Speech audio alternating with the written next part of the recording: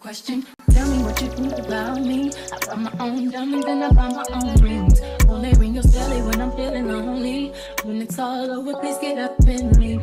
Question, tell me how you feel about this. Try to control me, boy, you get dismissed. Pay my own funnel and I pay my own bills. Always 50-50 in relationships.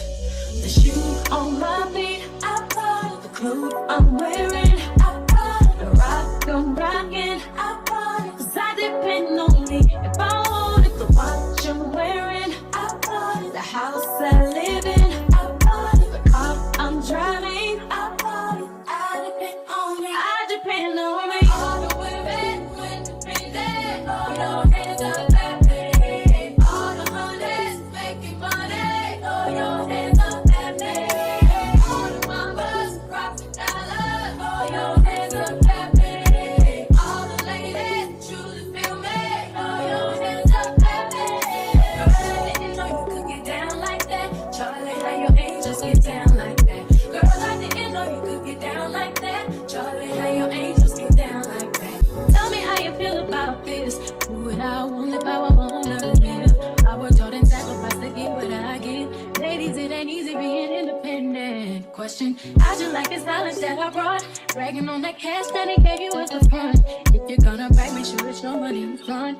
You know no one else to give you what you want. On my feet, clothes I'm wearing. Rock I'm rocking. 'Cause I depend on me. If I wanted the watch I'm wearing, I bought it. The house I live in, I bought it. The car I'm driving, I bought it. I depend on you. I depend on me. All the women, all your hands up, baby. All the hunters making money. Throw your hands up, baby. Rock dollars. Throw your hands up, baby. All the ladies choose. Hello, hello, hello. How is everybody doing? Hopefully, doing well and ready to get in here and say farewell to Harlem. This is the last season and the last finale episodes. If you are here on anybody's platform, remember to hit that like button and to also subscribe to anybody here that you love, you know, what you saw, what you heard, and come on back because we're here almost every day. I'm definitely not going to waste any time because we low key have a lot to talk about because the show was only unfortunately 6 episodes and we had to shove everything in there. So everything that they could have possibly did, they were sure to do it now. I'm gonna bring him out first because we always love a good opinion from D. And actually, I think my first live video was talking about Harlem, and then eventually I talked about Harlem with D, but D has not been here to share his full opinion on the series thus far, so I would love to hear what he thinks. Hey D. Hey, always a good time. I'm always excited to chat with you and Co. And yes, we definitely have had good times discussing this and around the world. Yeah, and I definitely have more than a few thoughts about how this season progressed. Oh baby, I can't wait to hear it. I cannot wait to hear it because I'm gonna save it. I'm gonna save it. Bringing her out next because she is a guest here. She has not been here for a little while, but we're always lucky and willing to have her on. Shaina is in the building. How are you doing, Shaina? Are you ready to talk Harlem? Hey, everybody. I'm ready. I'm excited. Good. Last but not least, you know Ashley in the back. I'm gonna just put just Ashley's perspective. She just put that sweet in there trying to be cute. Ain't nothing been sweet about Ashley for months now.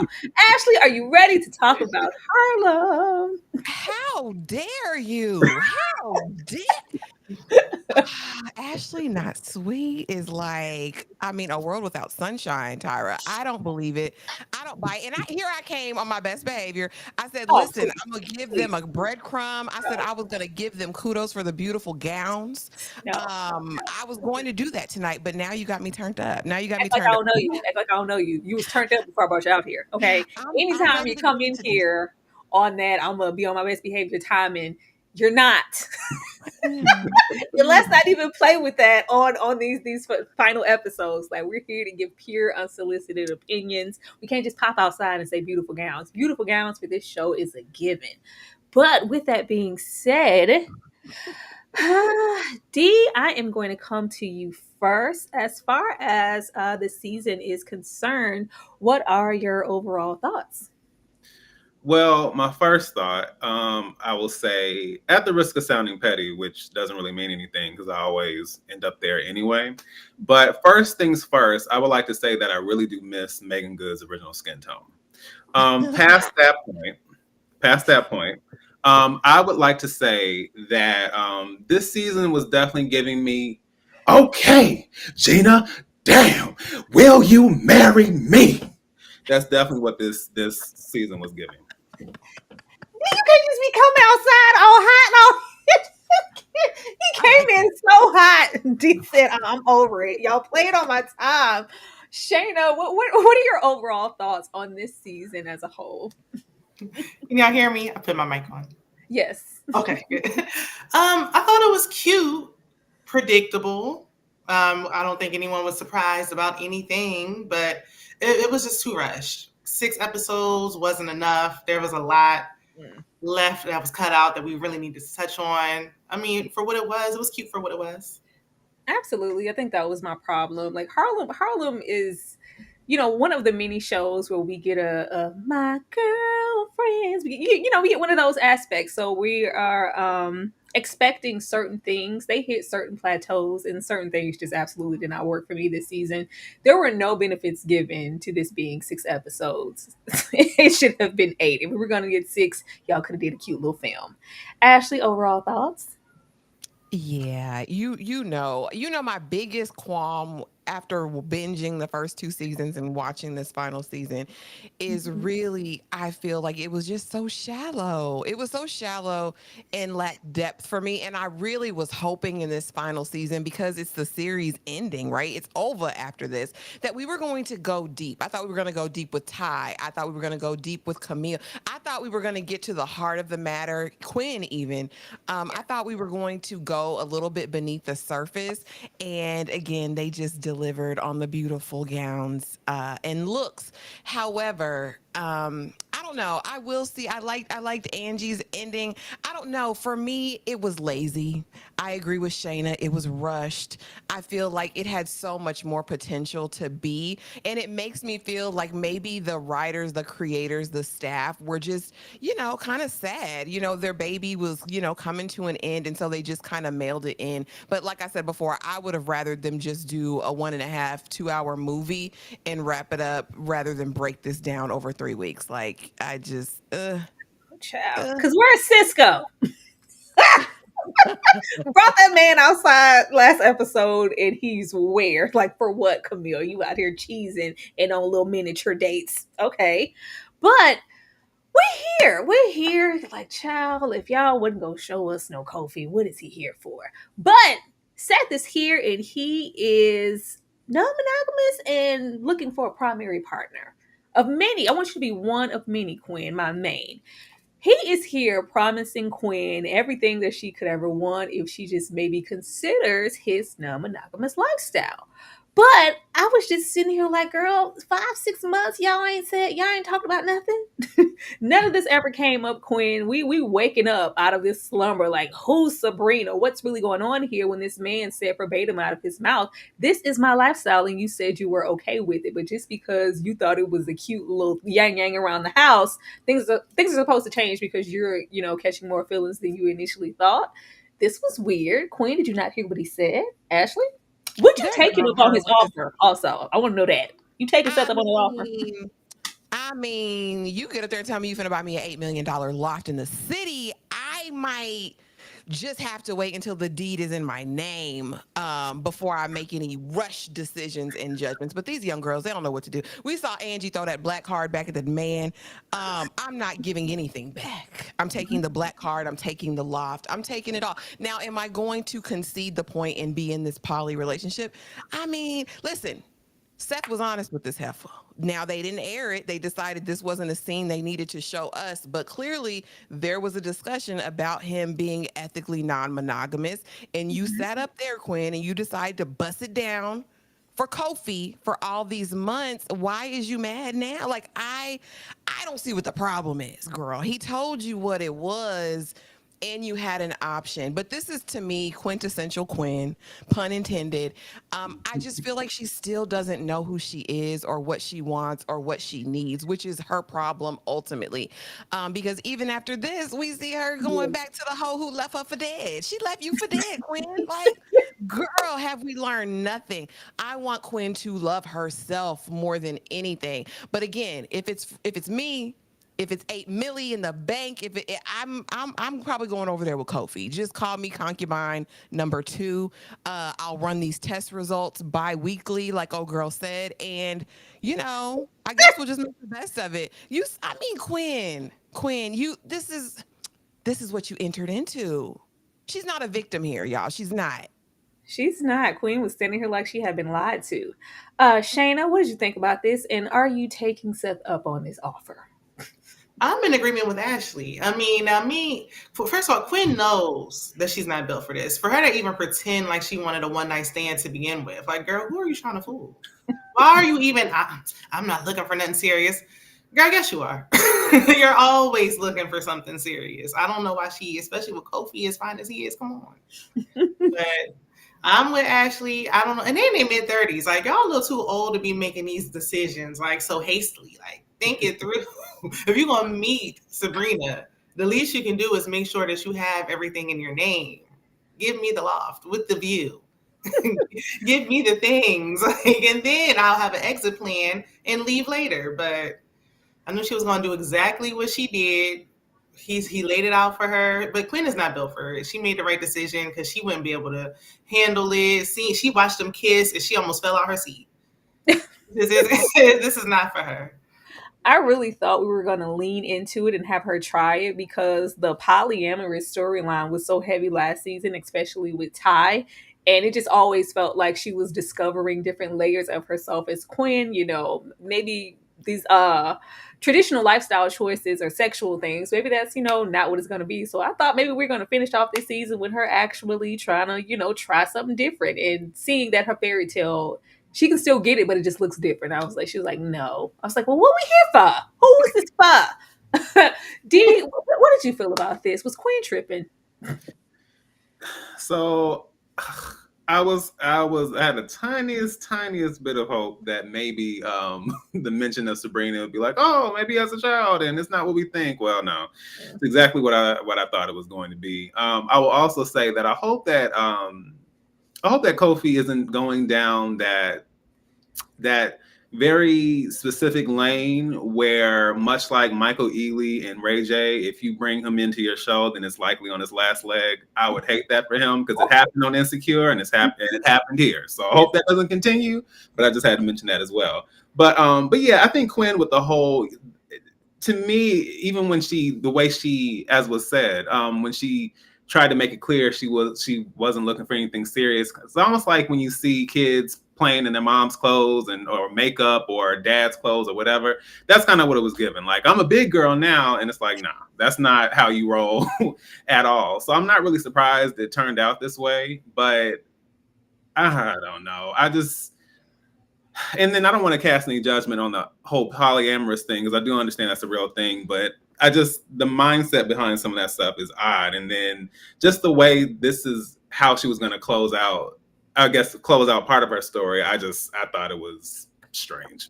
It's a waste of time is what it was. It's a waste of time. Thank you so much, DeMarcus Vaughn, for the super chat. Said it will be cool to see Patricia, Jasmine Guy, and Jacqueline Robin Givens, Eva's mother, in the last 2 episodes. Logan Brown and did a phenomenal job.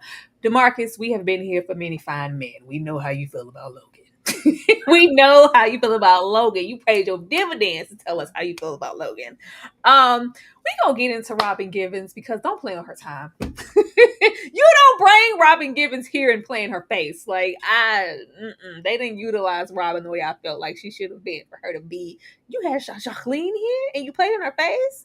Okay, gave her the 3 lines of dialogue. So what the hell's going on here? I know y'all got 30 minutes, but yeah. Meeting Robin Givens. I don't know what's going on with Ty's storyline. I thought the bulk would be us getting back to old Georgia and dealing with our old traumas and revisiting things before we ever got to centering this. But Let me leave that where it's at until I get to that slide. Overthinking and not measuring up. Eva is very, very serious. We had Ty, what I believe, put band-aids on situations when she lashes out, messes up. Oh, but I love you. Oh, this was just because I was nervous. This situation here, Eva's like, I want you to meet my mother. And she clams up literally in the front of the restaurant, gets in the car, lies about it, and says, I'm still kicking it at the baby shower. I'm not going to be able to make it. Hurting Eva's feelings in the process, leaving her sitting there with her mama, Jacqueline Robin Gibbons. Ty, I didn't see the growth this season. I didn't see the growth this season to get to where we got by the time we get into that second episode. I was like, where? This is a damaged individual. Ty needs to do a whole lot of work on herself before we are not only like in a real relationship. That's one thing, but we're escalating to committing ourselves to Eva when we are clearly not well. D, what did you think about this? Could she have moved any slower getting into that taxi? Because you want to be seen or not, Ty? Exactly. It's the age old story when it comes to Ty. Like, who cares about actual healing and doing the work and therapy and all that stuff? Who needs all of that? As long as you have the right relationship, it will heal all your internal wounds. So yes, I'm not shocked. I understand a lot of this comes down to the episode order. I thought it was. I mean, I understand they were trying to show like Ty trying to break out of that pattern, but it's just like for her to make it clear that she has all these red flags. Like where were the green flags? Where was the turnaround? Where was the okay, this is why I'm ready for this relationship? It's just they tried to kind of squash it because they didn't have any time to explore it. But yeah, it was very like let's create some conflict so we can have some turnaround. But no, Georgia clearly wasn't on. Clearly, there was no time for Georgia, so it was just like, all right, keep that missing piece still there. D said Georgia was not on anybody's mind. We were not going there. I really thought we were going to go home and see her people. Shaina, what did you think about this? What's up with Ty? Y'all knew we weren't going home to Georgia, even though we should have last season. Like, they got to use the budget for Angie's production. We got to make something shake, and we just going to touch on it, and that's it. We don't even know what Ty's mama looks like. We saw her ex-husband. We don't even see a family picture or nothing. But, I mean, it gave what I thought it did. I feel like a lot of it was she's putting a lot on her girlfriend for her changed ways and showing the growth within the girlfriend. But it's like she needed to do some internal work. We didn't hear anything about her going to therapy. She just told the girl she had red flags. She likes her. She's going to try to make it work for her or whatever. She goes back to her old ways. And it's like, well, if you want to change, you got to change within. It shouldn't have anything to do with anybody else. I wish she would have really stayed with that celibacy kick and really focus on herself. Yeah, I knew Ty was lost when it was literally a couple weeks. Like, yeah, I could put all that down just for you. I'm ready to spread eagle on the sofa. You just said that you were having a vow of celibacy and trying to, change your ways. Ashley, we wasn't meeting Robin Gibbons. We got back in a taxi. And this is the reason you want to break it off forever. This is the thing, not her putting you out saying, oh, that was it. That was enough. You can leave now. Like, I just, and Ty, girl, this is the woman you want to spend the rest of your life with right now? Because I've never felt this before. Girl, you haven't let it breathe. Let that thing breathe.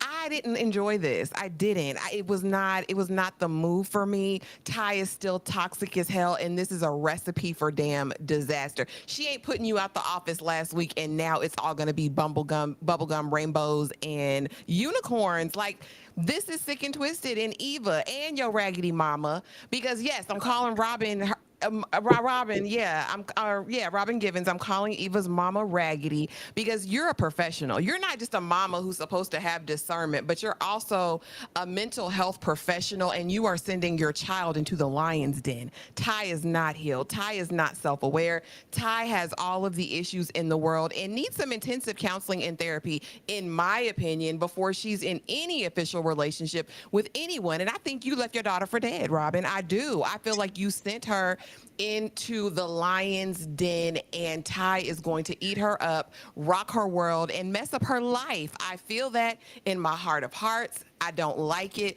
Ty need to go back down south without Eva and put her big girl panties on and work out her own soul salvation with fear and trembling. That's what I need for Ty. I don't need her boot up. I don't need her licking cat on couches.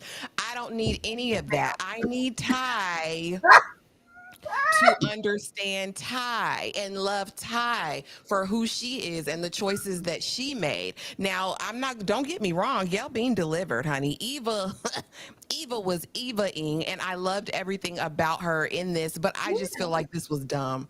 I feel like, okay, I'm not going to say yes to you right now. Absolutely not. I may help you with some things, walking you through, but right now, Ty ain't prepared to be nobody's wife.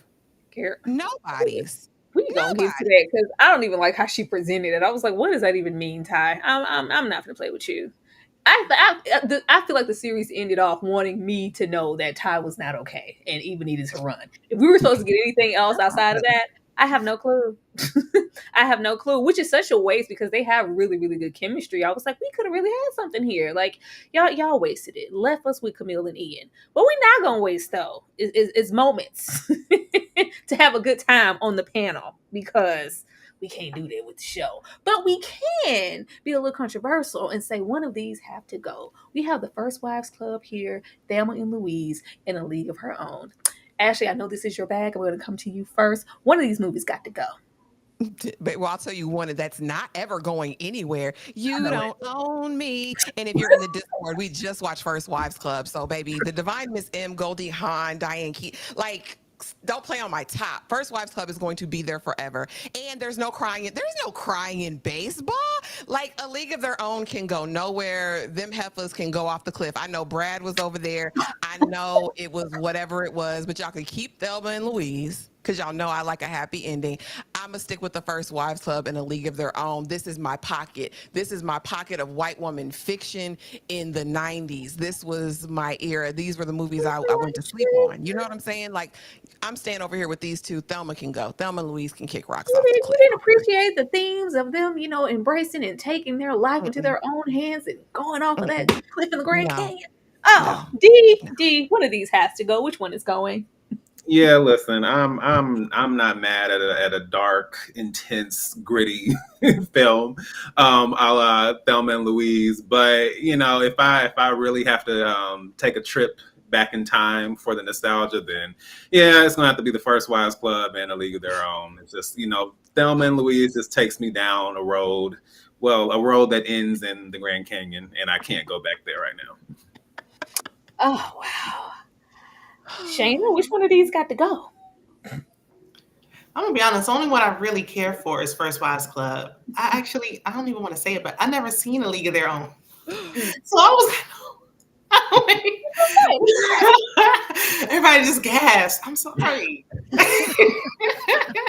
So I was gonna get rid of it, but the way y'all stomped on Thelma and Louise, I didn't think it was that bad. I'm gonna just go with the majority. Then Thelma can go, but First Wives Club, and we didn't get that BET spinoff for nothing. No, like I love me some Gina Davis, but Gina. A League of Their Own gonna have to get out of my face. I'm gonna keep Thelma and Louise, okay? I'm gonna keep Thelma and Louise. Certain themes are very prolific that we just can't put down on the ground. And First Wives Club, that ain't never going nowhere. But A League of Their Own is gonna have to promptly get out of my face. I'm just saying. That's all I'm saying. But getting back into these messy ladies, child. Oh man, we get here. God. It was just endless amounts of wasted time. In this first episode, we are really trying hard to get back on the same page. We see them stealing from struggling artists in the art walk. It's all right, y'all. All right, okay. But it's just not about that. When we first met, we were stealing and grabbing that what was supposed to be a bottle of liquor, and we just need to get back to us because at this certain point in time, Angie just seems to be consumed with her day-to-day job and acting. And yeah, I can't even remember where you've been and what you're doing, Mike, because she's not that into you. She don't care about the situation. I just didn't want to really be here like that, and I feel like they kind of shifted Mike's personality to get the finale that they wanted. I was like, this is not the Mike that was teaching Angie how to ride a bike in the park and my baby got the job and all of this other, being her cheerleader. All the while we get here and he's acting like he had no thought that she had this much ambition and that she even really like you. Oh, you were seriously trying to be an actress. Oh, this is not what I signed up for. I thought you were trying to be a wife. But this just has Angie in this first episode really trying to consider, is this really what I want? D, how did you feel about this? Yeah, you kind of hit the nail on the head there. Like, it frustrates me when this is all kind of predictable and you can kind of see it coming a mile away regardless. But if characters must separate or if we're going to create a conflict, let it be something that's based on the actual dynamics of the relationship we've seen. Now, I understand people can grow apart or, what you want in a relationship may change as you go on, but like the shift was so like abrupt to me that it was clear like, okay, we got to write some way. We have to find some way to write Angie and Mike out of this so Angie can find her dreams. When it comes down to it, I can't say I always kind of been on the fence about them together anyway, but it's like there's no real reason, technically speaking, why Angie couldn't have just had, the career and had Mike as well. But we had to have some catharsis so that Angie could strike out on her own and become the star that she's always wanted to be. But yeah, I could kind of see right through it as well. Oh yeah, I think it said they ain't gonna make it, y'all. Shaina, were you here for them trying to rekindle this fire? No, I mean, this has dragged on too long. I feel like she should have been ended it. It's just, are none of these couples or potential couples having conversations? Like you said earlier, Tyra, like what were y'all discussing for these 5 months? We did a time jump. Yep. It seemed like we didn't have any time jump in conversation nor communication. He wants a housewife. Why didn't y'all discuss this before he proposed? He wants somebody who's at home. You know how she is. What kind of conversations? I guess he thought girls trip was just a little joke. It was just a little something to do. He wasn't taking it seriously. They should have had some serious conversations before they even got engaged and started planning the date and all that. They're not compatible. Ashley. I think Jermaine Jackson been this way the whole time. I think he was, because here's the thing. Like, I think that people all the time masquerade as, what do they say, their representative, and then their true colors come out when it gets critical, when it's down to the wire. Now, if it had been me in the writer's room, she was going to be busting it down with some other man in that house because she is not the harlot with the heart of gold. Like, let's be honest. Angie did not put away all of her poetry overnight to be with Jermaine Jackson, to be with Frederick Douglass. She didn't do it. She didn't. You know what I mean? And it was always going to be career over everything. And I think this was just a pretense. I liked the idea of Angie being chosen. Y'all know that she's been my favorite character since day one. I've liked Angie, even though I think they did hypersexualize her character and it wasn't needed. But I enjoyed her effervescence, right? Like throughout. Yeah. But I feel as far as with Jermaine, he's always been this. He's always wanted a woman who's going to dote on him. And I think if we really want to get problematic and look at this for what it is, he thought that Angie would comply. He thought that I'm the one who's choosing to wife her. And so because of that, she is going to cater to me and bend to me, damn her dreams, because I've chosen her, not realizing that Angie wasn't going to be a pick-me for whatever reasons he thought she might be. But yeah, I don't know. It didn't surprise me per se. I thought it was weak. I would have rather her gone out in a blaze of glory. Like I said, maxing out that black. You can't max out a black heart, but I wish she would have tried to test the limits. I wanted this to be a little bit more dynamic, you know? But no, it didn't surprise me. Jermaine, go over there because your haircut was funny. It's very odd. It's very strange. I knew when we saw him the first time he couldn't be trusted, Tyra. You know what I mean? So, no. How did you let him in? Look here. Glad to him go. You had already scared them people off that first live when you called him Jermaine and I had called him Frederick Douglass. Look. Now, getting back into Tito Jackson, I thought that this was the perfect moment to really get messy and have Mike just be Mike. Even though you said this was Mike the whole time, Mike from this previous season was different. And I thought that this would be the great time to have some contingency. We could have left Seth where he was. We could have had Quinn trying to go off and discover who she is and be single like she said she would last season, and have this man present Angie with everything that Quinn is dying for. And really, because they had that little like, oh, like you feel like it's a little plex. Like, how could Mike be interested in the likes of you and me, like in the same breath? Like, and I thought that this would have been really good and really messy. We still could have got to the core of their friendship, but we could have revisited that and made it like Quinn just really having to be set in. Like, I would die to have somebody want me to be a wife and have their children and be at home, and here you are acting like you can't be bothered. Like, give me the pen. Give me the pen. Give me the pen. I swear. Like, it was there. I'm like, why do we go here? As much as I love it, we could have left Kofi at home. Thank you so much, DeMarcus, for the super chat. Could y'all have seen Mike and Quinn? What is it? Could y'all have seen Mike and Quinn and Seth with Angie? Child, I couldn't have seen none of that. Seth could have stayed where he was. I could have seen some mess. Anybody want to expound on that? I could have seen some mess. I'm not here for a partner swap. I don't think we needed Seth, and we could have just really leaned into the discontent in their friendship that they presented last season and left on the ground. I didn't want to see no bodily fluids exchanging like that. No, I'm not interested in that. That was y'all know I only believe that Quinn and Angie had the only real friendship in the group. It's the only friendship I really believed. I think this would have been messy and ugly, and since they weren't going to go down that storyline like you were just talking about, Tyra, because we know how Quinn acted when Mike chose Angie and pitched a fit. Since they didn't go down that route, I would have never wanted to see a swap of fluids between these people. No, thank you. Not for me, DeMarcus. Yeah, DeMarcus was saying like Quinn, like instead of a swap, like initially Quinn should have just always been with Mike. That would be too much like right. They got to have some kind. They can have everybody.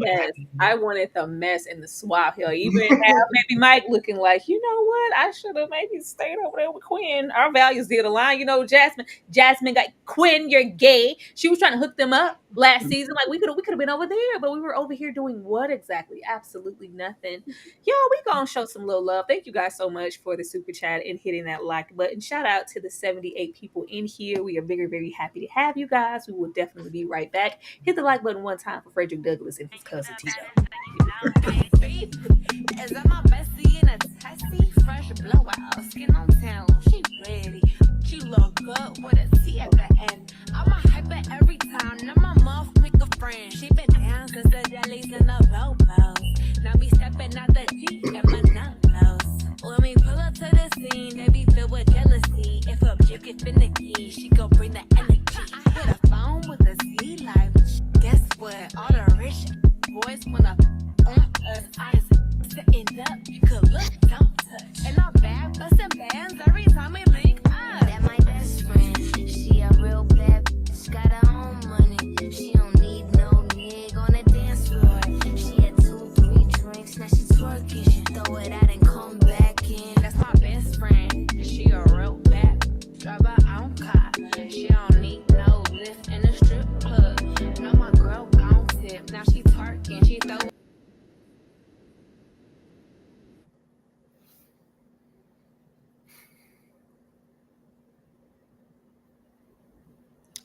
Tyra, You're very muted.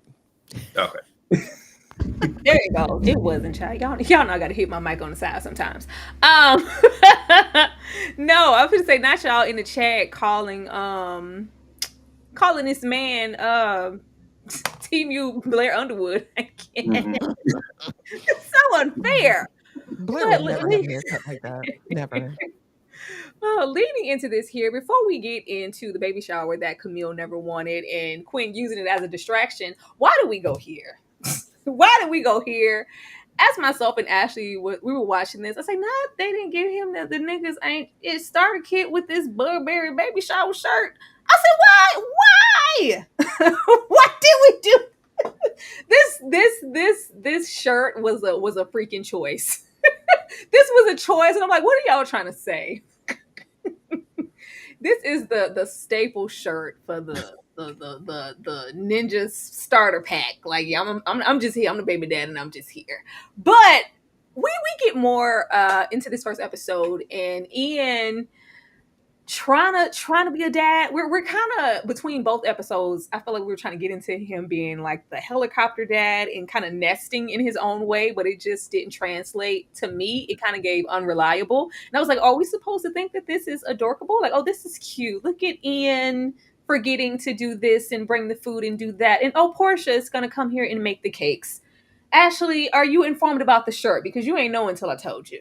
No, you had to show me. You had to take me down the TikTok rabbit hole and find that this is the Burberry shirt of all the baby daddies across the universe. No, I didn't know that was a thing, but that's not too far fetched. I'm so annoyed by Ian. I'm just so annoyed. I'm annoyed by Ian since that first season when he ain't have money to do the passport and get where they was supposed to go.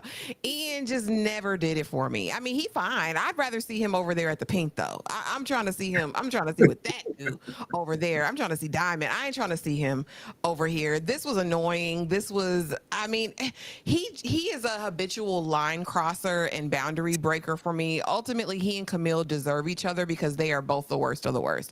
They have left a trail of bodies in their wake, all because they can't make up their mind and figure out what it is they want to do. Him, using the cake from his current girlfriend to bring to he's just raggedy. He's raggedy. And why would this be your ideal? Why would this be your dream? Why would this be the man that you're vying for on his wedding day to the lady from Underground? Like, I just don't get it. I don't get the appeal. I don't get the attraction. He's not even when he's butt booty naked, it still wasn't giving steamy heat for me. Like I said, I'd rather see him over there at the paint company than him hunching Camille. I don't enjoy it. I didn't like it. I ain't like he brought them 2 foil trays. That wasn't enough food to feed all them people. He said it was more in the car, Ashley.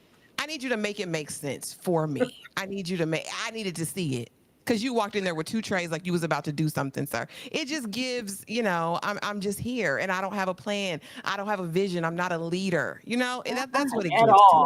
At all. He goes wherever the wind takes him. Shaina, I got 2 trays of food. My extra baby / wannabe baby mama, she gonna bring the cakes, and I'm gonna bring the Burberry shirt, and I'm getting the minivan. Shaina? Ashley, I can't believe you late to the party. Everybody knows a Burberry shirt is a future potential, raggedy daddy. That's their makeup. That's what they wear. It's got to wear that. But I was cracking up at Jasmine Guy and Auntie Bev when they was up there like, listen, you're supposed to keep your side piece out of. She could have brought the cake to the door. Why is she in here setting it up? Got nothing with that shirt on. And then what was in the? That food looked so light. I was cracking up when Jasmine was like, Quinn, if you needed money for food, you should have just said something. What is this? You bought the food late? You only brought some chips and just one full of like buffalo chicken dip? I ain't see no meatballs cooking, no nothing. Baby shower food. What's going on? I said, this whole baby's life, the rest of her life is just going to be everybody just doing everything on a whim. This is on brand for them. The way that this was set up, a sloppy mess, just makes sense for community. This was tired, Shaina. I don't buy. I think it just grinds my gears just because how educated that Camille is, and I'm just like, what are we doing here? Like, you gave him the like. This is called for. I'm gonna leave you, and you gonna be a baby mama shirt. Why? D. Why is Porsha bringing the cake? Low self-esteem, perhaps. I don't really understand that whole dynamic either. I also think when it comes to Tyler Lepley, because I can't speak to how people feel about his acting skills, but I also know that there's a very significant reason he gets cast in a lot of projects, and I'm not going to ignore that part. But I also think that with Ian, they tried to do the relatable goofball, and I don't know if that. I don't think that works with this character, and I definitely prefer Diamond, who is still currently stuck in Big Bone's trunk, with Miss, Crookaletta, humpback. Like I do need that back as well. It's because it's been 50, 11 months.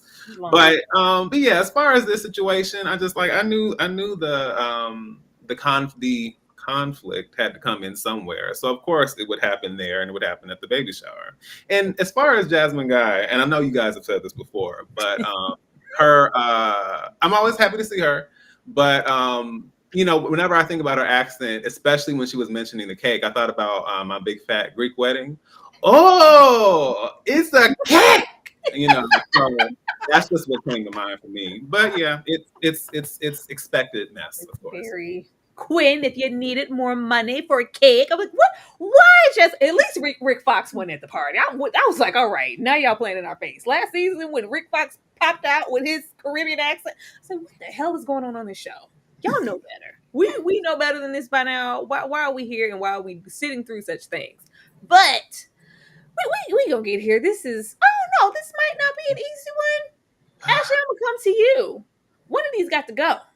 Which one you pick? Girl, get set it off out of here. I'm going with waiting to exhale. I'm not a thug love type of girly. It ain't finna be down. Miss Cleo ain't gonna be standing on the car getting her Bonnie and Clyde on for me. I don't want none of it. And Kimberly Elise, there's faces that she makes in this movie that I'll never forget that are indelibly marked on my brain. The tears, the slowness. I'm gonna stay over here with my girls waiting to exhale, honey, because I'd rather be over there with Robin. Yes, Russell, you can come over. I'm over there. Russell was so fine. Every woman in America wanted him. I'm gonna be over there with my ladies. I'm saying waiting to exhale. Set it off, Ken. Don't be reciting your lines. Shayna, are you gonna wait to exhale or are you gonna set it off? One of these gotta go. Tyreek, you gotta go for making me pick one of these. What? Say it out in public. Which one you picking? As much as I shed tears with Cleo, I'm gonna have to go over there at that end because Cleo, she went out like a G. But I'm gonna have to go over to Wait and Exhale and make stupid decisions and my dating choices with them over there. I'm going with my ladies as well. Mm-hmm. Russell, which one of these are you picking, D? Well, first, I don't appreciate the fact that Ashley isn't here for I need that money. I just don't think that's fair. But she has a right to her opinion, so I'll let her have it. But yeah, thing is with Set It Off, like I love the edge of Set It Off, and I love that it's not necessarily centered around struggle relationships and married men. But the thing is, I have to be in the mood for Set It Off because I know I have to prepare to cry at the end. It's one of those that always just seeps down, especially when I hear I tell you, when I hear Down on My Luck and My Back Against the Wind, it's over. I can't go there and I can't do it. Plus, if I get rid of it Waiting to Exhale, I have to get rid of my favorite soundtrack of all time, created by your one and only Babyface. So it's automatically Waiting to Exhale just from that. That's all I was waiting on, baby. I'm not leaving the Waiting to Exhale soundtrack. Bumped everything else. Like the soundtrack is over there. As much as I love Set It Off, what if I can't come up with the money? I'm gonna go over there every time, TT. But the soundtrack is over there. I can't leave that. I can't leave that for nobody. Love the movie though. Like it was an easy choice for me. That's why I was like, oh, Tyra, this is diabolical. This is an easy choice. Y'all leaving that dope soundtrack, no skips, will Set It Off over there, Stony. No, I'm not doing it. You ain't getting nothing till I'm done. Speaking of not getting nothing, the gang's all here in this baby shower. I was like, what's with the Beyonce theme? But okay. And that fake prosthetic belly that they didn't put on Megan. I was like, y'all could at least get the ratio from chest to belly to. I was like, what is happening? Once she put on that dress, it was really obvious. But I thought this was so cheap. I thought this was so cheap in a way to kind of get everybody in the room at the same time. Though I was happy that they, found a way to do it creatively. I think it got cheapened for me when I saw Camille's mom. And I was like, oh, Joie's here. I've been waiting for us to have a touchstone, a real moment with the mother, because we know that is a strong contingency as to why she didn't want to be a mother in the first place. And there is also some deep-rooted trauma there. We explored Camille going to therapy that one time, and we ain't never go back. But when she got here and she says absolutely nothing, really a bulk of nothing, but we have Whoopi come here and she brings the special gift showing that, she's layered in all things Camille and her interests and knows her and kind of touching her in a motherly way what I would expect for like hopefully a full circle, not even full circle. I didn't expect for her to come there and be just mother of the year, but I was eventually hoping for a conversation with her and we got nothing. So what we're kind of left with is Camille. Like, I really didn't want this baby shower, but I'm happy that everybody's here and I'm happy that, you know, Quinn is up here giving this grandiose speech and letting me know that I won't be alone and I'm loved and yada, yada, yada. It was cute, but I was like, ugh, we just really not going to revisit the mom? Why do we present it, especially how we presented it, and we just never going to talk about that again? Dee, what did you think about this baby shower? Yeah, at this at this point, I kind of realized I had to take what I could get. So I chose to just enjoy the moment because I did like the way they mentioned Quinn had told everyone who knows her from here, from here, from here to stand up. And it's like, you know, just understand. Because then I say that because, you know, I think about my own community growing up and, you know, just what community means to me as a whole. So I do like the fact that that was emphasized. And despite her being, what I knew it wasn't going to be at the very end, but at that point, her being a single mother, understanding like she still has people to rally around her. So I did enjoy that. And so I just kind of just took that for what it was. But yeah, the way the mom popped up and we just never really got any more exploration of that is unfortunate. Hell, no closure. And I was here for that, but I feel like they dropped the ball for that also, just having Camille. Like, I can't be bothered. I'm invested so much. I need to finish these chapters for this book. When really, some people, you know, I don't want to do the grandiose baby shower, given my situation of, you know, potentially being a single mom and Ian going off making a baby with another person. Can we like just be done with this and let me have my baby? There could be, you know, some contingency there. We left it on the ground too. And we just have Quinn being Quinn. I'm like, okay. Shaina, the gang's all here. I mean, yeah, I'm with Dee. I enjoyed it for what I mean, I hated that headband. Like, I thought she was gonna put it on temporarily and then take it back off, and then it just stayed on like 30 minutes too long. Why? But I mean, there's so much that could have been done with the time that was used for speeches. Like Quinn's speech was beautiful, and then Megan Good had to give her speech, and it just took like an extra 10 minutes. And that time could have been used for her to speak with her mom, but I didn't think she was going to speak with the mom. I feel like just the mom showing up was enough. Like, it was like, okay, well, the mom showed up, so she's just satisfied with that, and now she feels comfortable going forward. But I really wanted to know where Ian's friends were. Like, I know his mom was stuck at the airport, and I know this is like really heavily focused on Camille, but he is there. Like, does he have no one else besides his aunt? Like, is there no one else in his family? I don't see any other men. Like, where's the rest of his people at? I'm just like, don't present the ideas of mental health. Even in this season, when she called like mom and a baby, well, mom, you're not. Don't call ruining my day, Camille. Like, and she's like, I'm pregnant. Like, well, all right. How are those drapes? Like, I just like she's not all there. So I'm like, don't present these ideas and then don't explore them.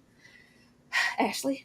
I agree. And again, it goes back to that part where I feel like they have the opportunity to go deeper. And I don't think it would have taken any more time. They just could have reallocated some of this wasted space that we had in these episodes to address the real thing.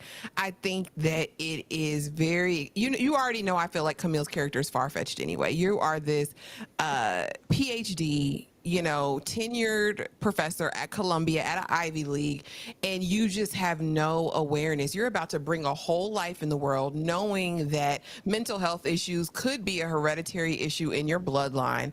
There's been nothing done to address the situation with your mom, your own mental health, or the possibility of the impacts on your child going forward. They approach it in earlier seasons, but we don't ever go deep and understand why the mom is the way she is, and if there's ever even been an attempt for her to get help. Now, some people are just never gonna get it, but I would have liked to have seen that explored, at least if not for her mom, for her own well-being and that of her child. I just feel like Camille, I feel like this character, honey, just doesn't track for me. It just doesn't.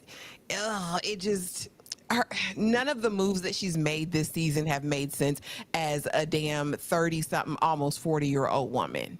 girl, like again, because we go from high school. Oh, how can I be pregnant? I've just been smashing unprotected for 8 months. Oh my goodness. They said I could. No, girl, they said it's not that likely, but I mean, still wrap it up. Like you got them shooting the club up. Like it just doesn't make sense. And then you're surprised. Oops, I'm pregnant. And then you walk away from tenure. It makes absolutely something you've vied for and worked for your entire life. Write that little book on Last the two weekends. seasons, all Write about that book tenure. on the weekends and keep your tenure. Like just like, and you know what tenure means. It means they can't get rid of you, sis. There, you got to do something super crazy to get off the payroll. Like it just Ashley, didn't make sense. And then you Ashley. don't even know your medical benefits. You I don't could know say, if you know, she ain't had no insurance, but baby. Now look, she ain't had no insurance for you herself as a woman. Prior pregnancy, I just was gonna be waiting for, this book to drop and blow up and penny pinch off this advance. What is your it just doesn't make sense as a real woman of the 90s. It doesn't. Girl, cuz like you don't know how to go to the Medicaid office. You don't know how to go online and fill out an application to get some insurance, and then you don't want to talk to the baby daddy about it. Like I just all of these things, and then he moves on. Y'all were never committed and you're mad. Camille, her character arc, all of this was super disturbing for me. This is probably the most I've actually liked her the whole season, sitting down there shutting up, opening gifts, because it just doesn't. It's not clicking, Steven. It's not clicking for when you me. have to sit through too much of you a mother? What was she doing? I love when they have their little altar Issa mirror B moments. You a mother, Camille. You a mother. I was like, please, please, can we get me out of here? What the hell y'all doing? It's so much cringe. You a mother, Camille is right over there with Quinn, motherfucking Joseph. Leave it on the ground. Don't ever say it again. Don't ever say it again. But playing house and Porsha. Child, they still, this is unfinished. They're still interested and still untrustworthy, ready to hop on any, like, this was, oh God, they're just so terrible. They are awful. The fact that Camille's strongest arc at this particular moment is, I didn't give Ethan none. I thought about Porsha, even though I don't like her and I don't care about her. I thought about this baby and I'm a changed woman because I could have pounced on that. Even though Porsha is, showing up ruining my life, I thought about her in this situation, and I'm a grown woman now. I'm thinking about this baby, and I ain't gonna pounce on it, even though I wanted to. This is whack. This is so whack. Like Ian and his like strength of persisting and sleeping with Camille and then backtracking when it's convenient to say you're ruining my life and what I have going and we're not together and we are in the back and forth is really trashy. I don't know what they wanted us to do with this relationship. I don't know. Y'all could have possibly wanted us to root for this or think that this was cute. Like, this is unattractive and immature. Like, grow the hell up, Ian. D, what's wrong with him? Again, where's Diamond? I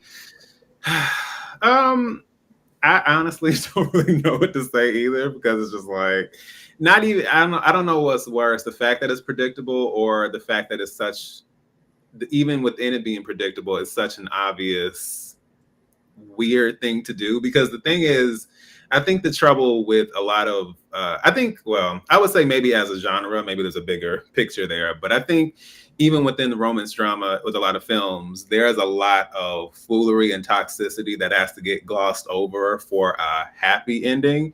So I'm kind of not surprised this is the route they took. I appreciate the fact that she knew enough not to make it happen, but it's just like, you at your age and despite knowing so much and being firm in the situation and being so, no, Camille, I'm in a relationship and da da da da da, then all of a sudden it's just like, oh well, like where is the emotional intelligence, where is the maturity, like where's all that? It doesn't matter because we have a story to wrap up. But is it not alarming that this man continues to cheat with you on whatever person he's currently with, Camille? Ma'am, even in your pregnant state, grow up. Shaina, was this cute to you? Because they had a little crib and it's like, the mural in the back. Come on, now we got this little baby nut. Come on, feel the belly. Matter of fact, I can stay here all night if you let me. I can pounce on it. Girl, you can have that baby right now if you want to keep cute. I think we all were just waiting to see what's going to happen. When are we going to have this turnaround so they can finally just get back together? And it was like, okay, here we are. It's 3 o'clock in the morning and he's building a baby crib. Why just couldn't wait till the next day? I have no idea. But here we are. I feel like knowing we know about him in real life and how he plays games, and I'm like, Oh, I've been trying to leave it on the ground, Shaina.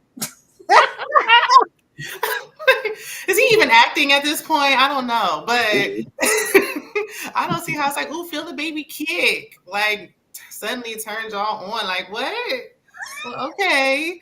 I'm just like, maybe I would have been here for it if what happened next with Porsha happened another way. I'll touch on that when we get there. But the fact that he just went home was like, all right, I made it home safe after all that. Like what? Can't wait to do it again. And she yeah. What? Ashley? So here's the thing: who is even Porsha at this point? We never got to know Porsha. She don't get know one her. little scene on her way out. Like this isn't fair to me. Blah, blah. So this is the thing. This is the thing, and this is my issue with when we are being represented in these spaces. Like they are acting like this level of toxicity is the norm, and it's not. Like none of this was good. Like everybody on the thing, I'm most happy with Angie's outcome because baby, she chose herself and she chose that career over the BS. Because at this point, like I said, they deserve each other, but it's toxic as hell. You have come in and he's allowed you to and ruined and wreaked havoc in these women's lives. Like, and you don't feel no kind of way about it, Camille. You're mad that he's moved on when y'all was just F buddies. Like, Camille to me is so unserious. This relationship is gross and disgusting, but now they have a little demon seed that they've given birth to. They're going to have to raise together. So they might as well be together and save the rest of the world because they are trash individuals. She was trash to that man who tried to show her something. She was about to invoke this other man with her 8.5-month pregnant self. Because why is he in, like, for real, why is he in your house? What was y'all finna do? Because you felt like you lacked touch for a couple months, Camille?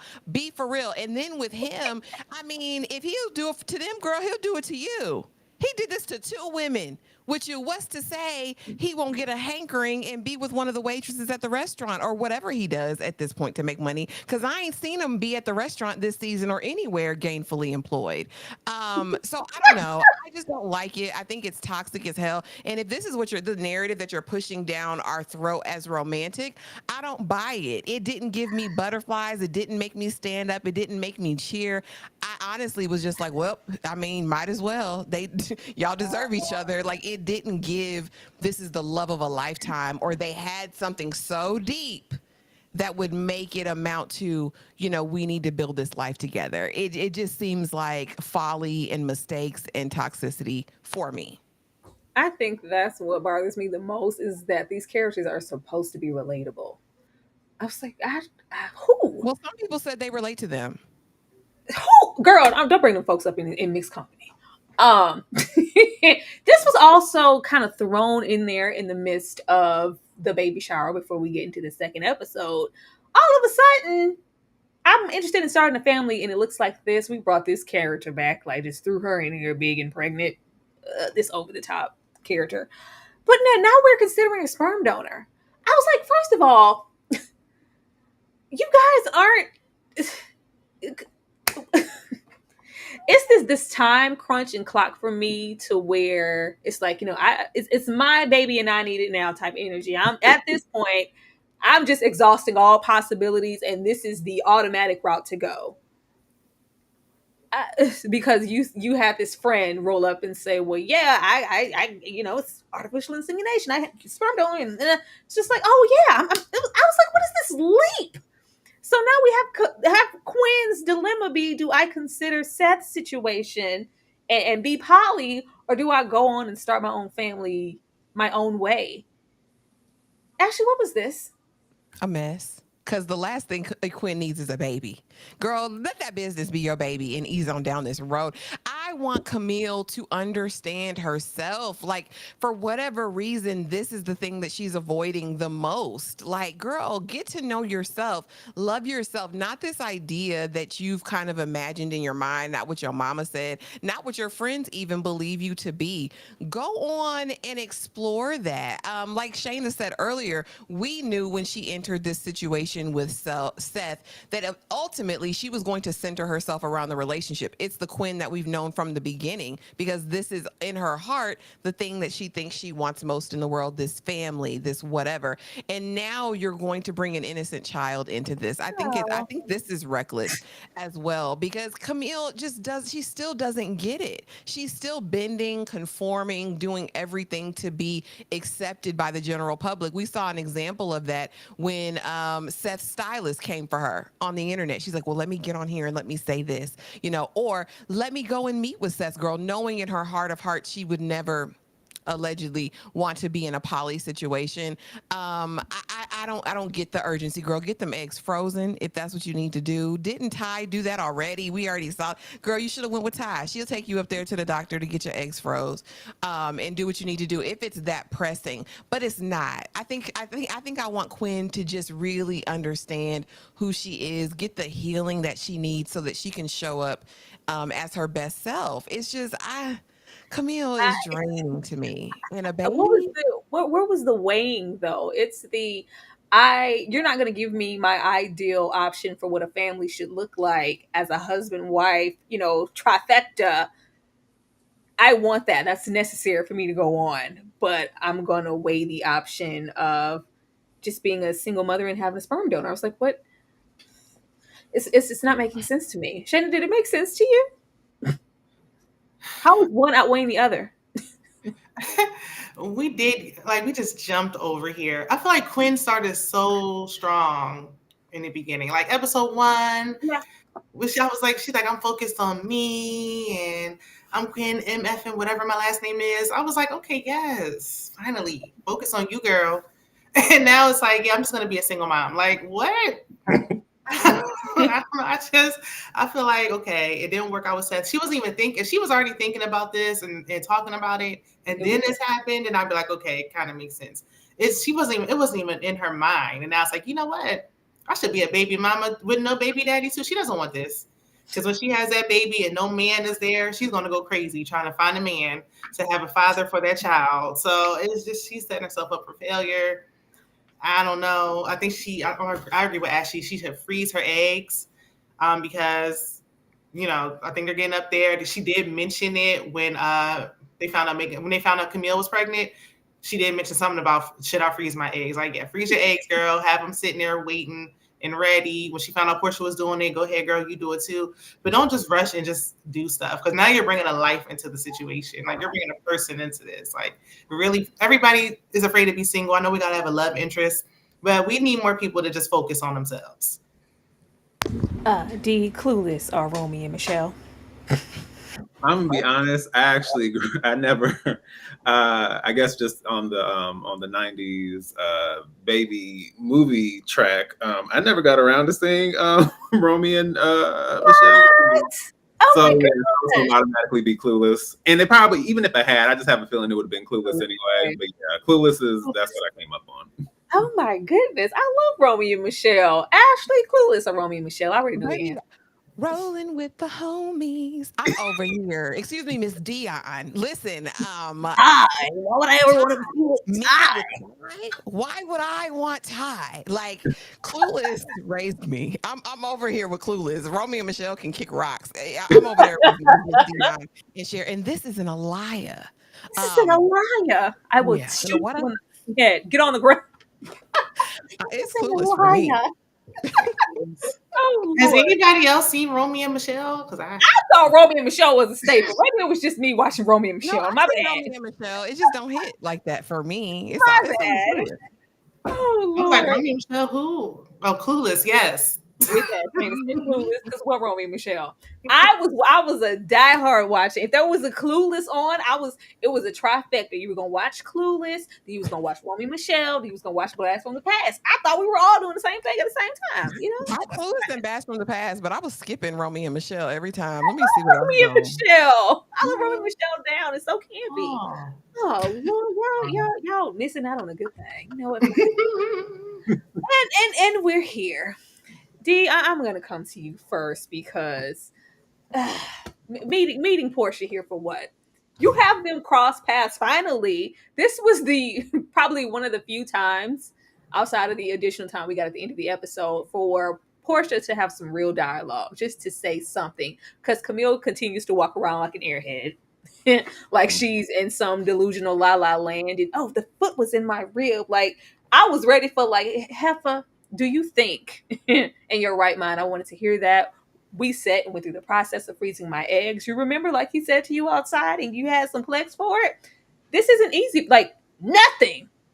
They called her name and she went to the back. I was like, first of all, where your man at? What you going to the back for? And where's your man, Porsha? Did he go out and get the car for Camille? D, why no real dialogue here? You know what? It kind of reminds me what they did in, I think it might have been maybe Insecure season 3, but that whole open relationship where no one has a conversation with each other. We never see an actual like full on fleshing out of anything. What we do have is one of the writers and producers on Twitter saying like, "Oh yes, they know about each other." Huh? It's one of the few times I had to resist, like, because obviously I'm not a cuss out type of person, but like my hands were itching to hop on that keyboard because I was like, why are you on Twitter giving us plot points that are not being showcased on the show? And it's kind of the same thing here. Why do that when we can just gloss over things and make it a quirky, awkward moment? I find it to be extremely irritating. Child, because the way, I don't care what nobody said. Molly, the wife didn't know about Molly and Dro. I don't care. Shaina, why do we waste Logan like this? Waste. I too was thinking about Insecure all throughout. Only it was like in reverse. Like instead of it being like Lawrence and whatever, what was her name? Whatever the baby mama. Condola. It was like Cantaloupe. Yeah. Instead of it being that, it's just in reverse almost. So it's like this is just how many ways can we work in a baby? Like I don't know, but this whole Porsha thing, we just assumed that they knew about each other, but they could have squeezed in a conversation between Porsha and Ian at some point. Maybe before the baby shower or afterwards or something. Like it should have happened before they did that time jump. When did he let her know? Why did she stay? She's clearly uncomfortable. And then he said he was going to get the car. Camille go get dressed. And it's like, are y'all sharing a car or what's going on? Because now he's about to go to his next appointment. She's going to come back and pick him back up. What's happening? The whole thing is just a mess. Ashley, what could Porsha have said in this moment? Anything? Nothing. Girl, she ain't said nothing up to this point. So what was the That's what point? I'm saying. What she just did to be cute. She can say what she said. Thank God. Like when they called her name, thank God, because that's what I was thinking too. This is awkward as hell and weird. Like it's just so, and that just goes to show what type of character Ian really is, because this is not a way to do it. You know what I mean? You wanted both them eggs fertilized at the same time. You didn't care nothing about these Irish twins you was about to have, nor securing the bag. Because at this point, I'm like, are y'all carpooling? I agree. Like I was like, what are we doing? Porsha took an Uber here. Like what's the arrangement? And is this the only doctor in New York? Is this the only doctor in Harlem? I told you it was. I told you that last episode it was. Are we sharing medical practitioners?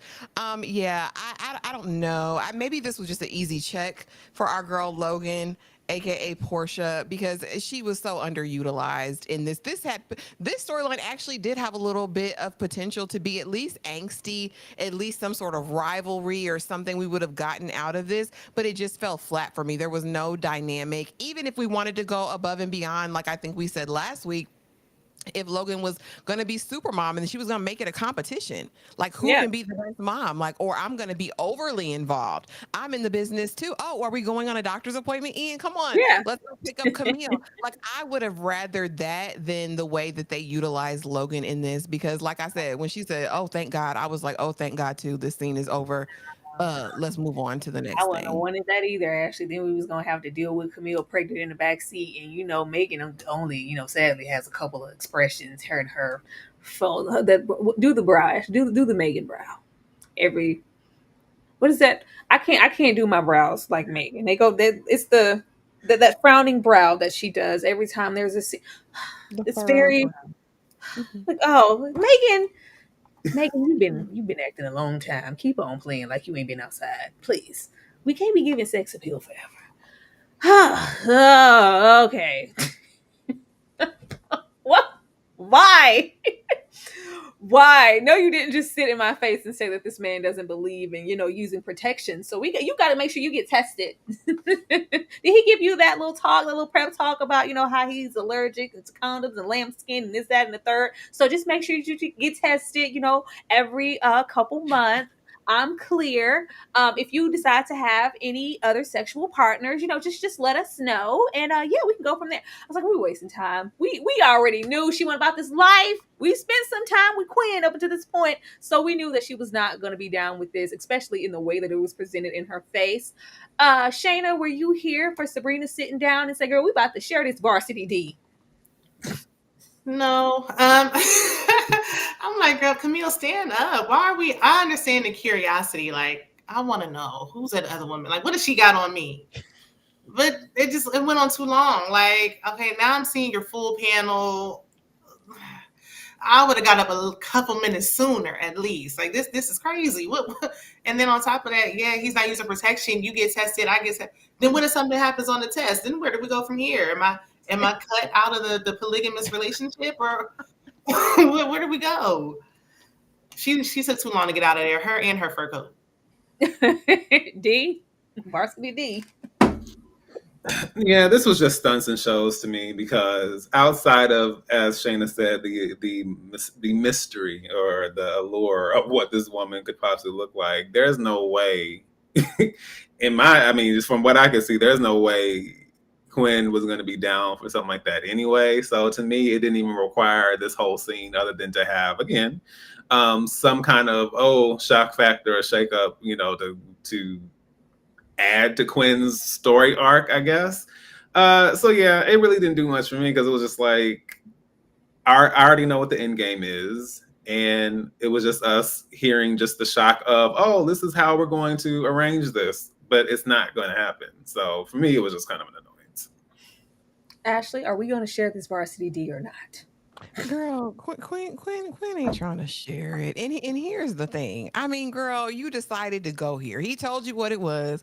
You decided to meet this lady. And I'm gonna take it back for the people who don't. I don't know. You have to be a really reality show watcher to get the reference I'm about to make in terms of Seeking Sister Wives, TLC show from back in the day. But until you've been down them streets and that lady had you go vegan, drinking special juices and berries and herbs before you could smash her husband, I don't want to hear it, girl. Go on to the doctor and get them tests 2 times a month or however long she said. I didn't think like these were unreasonable requirements for the safety of it all. If Quinn was going to participate, but Quinn don't want to share. Quinn doesn't want to knowingly share, in my opinion. Quinn wants to be on the pedestal. She wants to be that girl. She doesn't want the competition of it all. My understanding is from a truly polygamous situation, there's not supposed to be that, right? You're supposed to willfully be sharing. The other girl is fully realized in her poly element because she's just like, no, these are just the things and it's fine, not a big deal. Like you had them your way, I'll have them mine. Like it's fine. But Quinn, again, it's not going to ever satisfy that desire for her to be chosen. Quinn wants to be chosen. She wants to be that one for someone. This was never going to be it, which my thing is, girl, then why did we waste 5 months? Because he told you in the beginning he was ethically non-monogamous. I think Quinn thought she could change him. And ladies, that's not anything you ever want to go into a relationship wanting to do. If you feel like this man needs to change, do not be with him. Don't, until he changes.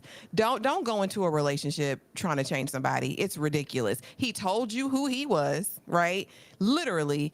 That wasn't going to change because of your kitty cat. I'm sorry, ma'am. There's so many cootie cats in Harlem. There's so many cootie cats across the world, all different sizes, shapes, smells, dispositions. Like yours wasn't going to do it, baby. I'm sorry. And he's a professional athlete. Smells, Sorry. Ashley. Smells. Yeah. Mhm. Ashley, one of these has to go. Which one is leaving? Oh, D, I'm sorry. You're so red faced. I'm sorry, bro. Oh, Lord. I'm sorry. One of them gotta go. Oh no. Okay, so Heather's gotta stay because that's original Shannon Doherty. And if you don't know, go watch it tonight. All right. Mean Girls, you whore. I'm keeping Mean Girls. Jawbreakers gotta go. I am not a huge Rose McGowan fan. She's never gonna do it for me. Jawbreaker is iconic, but for me, Heather stands the test of time. That's the original Mean Girls story, and Mean Girls is just, again, it's part of my lore. Jawbreaker's got to go. She doesn't even go here. D, one of these has to go. Again, I don't know what my 90s baby movie trajectory has been with some of these, but Jawbreaker, never saw it, so it's out of here. You are a mess. Shayna, did you see Jawbreakers? I didn't, so I'm gonna go with Heather. Wow. The classic Mean Girls is Mean Girls, and Jawbreakers doesn't even really look all that appealing, just from what I'm seeing over here. I love the dark comedy that is Jawbreakers is very much so on brand with Heather's. I'm surprised I haven't seen it. It's really close in lore.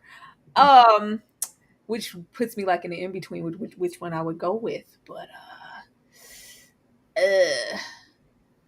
I'll leave Mean Girls. Mean Girls can go. Oh. Like, get in, loser. We're going shopping. I'm as quotable as it is as far as films, and probably little age or something showing because I especially I grew up heavy on Jawbreakers. It was heavily in rotation in my house along with Heather's. Mean Girls, not so much. That's something I probably watched later when I got older, but not so much in real time. I'm gonna go with Mean Girls. It can go. It can go. I need y'all to roll up on Jawbreaker just once, just one time to get into the dark comedy of it all. Oh man, it's such a different teen movie for the time. Yeah,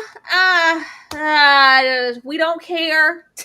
We don't care. We have Ty roll up because we're grandstanding at this point, trying to win back Eva's affections because she said, I seen you.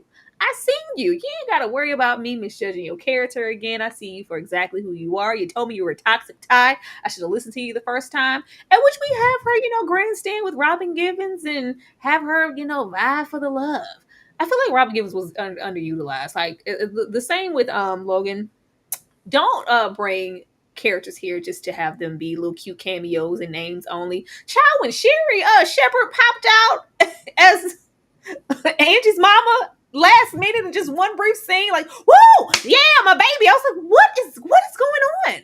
Can we not do this? Ashley, were you getting your 80s rom-com life when Ty ran through the airport? Stop. I deserve your daughter. I'm about it. Did you live for it? Because that seemed like that's what they were going for. I don't know. Hell no. Toxic was the same toxic person that she was the day before. She ran through that airport. She just know, oh, I'm at risk of losing this thing that I want. I don't even know if Ty looks at people as people, if I can be completely honest with you. I think she looks at people as tools of her entertainment and enjoyment. We saw this with how she handled her husband. We've seen this with the other women that have been in her life. And I think we're seeing it now with Eva. And it's the thing in the room that they don't want to address. This was not cute. It was not romantic. This was desperation to me because she felt like she was going to lose her favorite toy at the moment. I don't think I think Eva serves her way more than she serves Eva. I don't think Ty is capable of being in a relationship right now. And I think that if Eva mama, Robin Givens, was really this world-renowned psychologist, therapist, psychotherapist, whatever, she would see through Ty immediately and say, no, not my child. I need you to get help. Like, you need some serious intensive therapy is what I would have thought Eva mama would have said. But no, and it was a waste, because let's see the full breakdown of everything. Let's get to know what really happened at the dinner, maybe between Eva and her mom, and what that looked like when they saw Ty getting back into that cab and turning around. Again, I just didn't buy any of it. I didn't buy Eva getting so mad at Ty for doing this when Ty literally just disrespected you to your face. Like, you saw she was there and anxious. I don't think that would have evoked the anger that we saw from Eva. You told me to believe who you were and that you were this and that. Well, girl, she said that 5 months ago, and you've put up with everything else since then. I just don't buy it. Like I said, I think Ty is toxic. T is for toxic. And I don't see it for them. It wasn't romantic. It didn't give say anything. It didn't give love actually. I'm chasing you down the airport to find my love. No, I don't believe it. I don't. I think Ty wants Eva, but not for the right reasons. The way I thought that Robin Givens was going to give one of those old school pompous 90s reads and to present her, because clearly, just like I've been, my daughter's been talking you up. I know exactly what you are and who what you're probably about. And like, have Ty face some harsh truths about herself and realize that this is bigger than Eva. I need to work on myself. Let me head on back down to Georgia. Even if we don't see the pew, it's like, no, Ty's still going to get what she wants in the end. Why? Shayna, why? We only had 30 minutes. This is the last episode. I know Robin Givens is just there for a cameo. She looks great. Hey, Robin. We could have had a quick. We could have. She wasn't going to do all that. It would just mess up the ending. I knew Ty was going to end up doing exactly everything she did, step by step. Now, I think there was some progress, because normally she wouldn't even do this. She would just run, and when she didn't hear anything back, I think she would have just moved on and found somebody else. So I think she is making progress, but we need more than just this short window of time to see how much progress she can really make. So I think she's lusting. She's in lust right now, but I think she is doing things a little differently than she has done from what we've seen in the past. Like, she really seemed like she liked the person she had last season, and I think that really took a toll on her. Like, dang, I'm messing with a mother and a daughter. Let me really try to make this right. But I mean, she shouldn't be with anybody. I agree with Ashley on that one. She needs to, or they need to take their time and really get to know each other. It's been 5 months. Like, let's slow down. But I do feel Eva, because if you embarrass me in front of my mama will never forgive you, and neither will I. Like, we ain't forgiving you. I seen you get in the cab, and I saw you texting me. I see you texting me from the window talking about I'm in the baby shower and I'm looking at you. Nope, you're done. Dee, do we have time to do anything else here, or were we meant to suffer due to that 30-minute runtime? Oh, we obviously have to suffer, because Amazon said nope. And so, yeah, this scene, I can't say that it was giving me Stella running through the airport to get to Winston. Despite the fact that we didn't get a sequel because Winston started messing with the men's. But besides that, I think that, this is just all kind of shallow surface stuff. It's just kind of like, throw a little something out, a little yin. Now we're in the clear, and now we can get to our proposal, blah, blah, blah, blah, blah. And that's pretty much it. Shout out to the 87 people here in this live. We are very, very happy to have y'all. I'm going to show some love for a second, give y'all a moment to hit that like button, and maybe go subscribe to some of the people here if it's your first time seeing them, or if you just been a long time watching and you ain't subscribed. You know how y'all be doing. And we gonna come right back.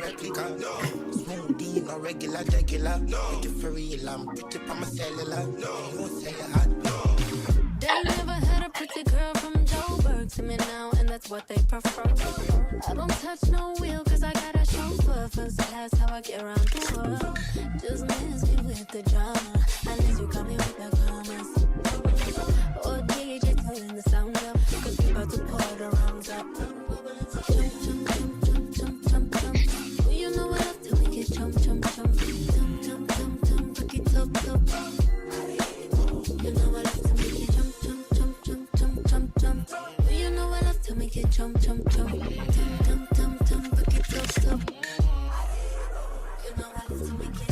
Only gotta make a call and I'm here. Don't know your vibe, oh yeah. Listen to me, I put some carrots in your head. Because they jump out, you know, wanna give the.